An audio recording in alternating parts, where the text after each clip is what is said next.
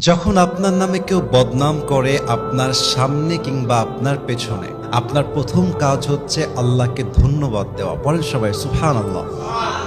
কি সুন্দর কথা আল্লাহ তাআলা বলছেন, খুব খেয়াল করবেন। আল্লাহ বলছেন, সবর ধারণ করো তাদের কথার ব্যাপারে যারা তোমার ব্যাপারে বদনাম করে। এর কারণ আমি আল্লাহ জানি তারা যা বলছে সত্য নয়, বরং তুমি হচ্ছ আসল সত্যবাদী। তুমি সেই অন্যায়টা করো নাই। এবং মাথায় রাখবা, যখন তোমার নামে কেউ বদনাম করে তোমার লাভ হচ্ছে দুইটা। এক, তোমার সমস্ত গুনাহ তাদের আমলনামায় চলে যাবে এবং তাদের সমস্ত সওয়াব তোমার আমলনামায় চলে আসবে। সুবহানাল্লাহ।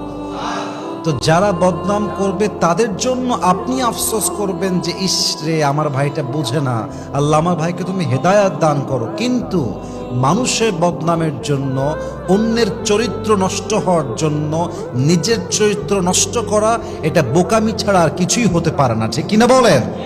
অতএব আজ থেকে বদনাম করলে নারাজ হবেন না, মন ছোট করবেন না, ভরসা রাখবেন এক সত্তার উপরে, তিনি কে?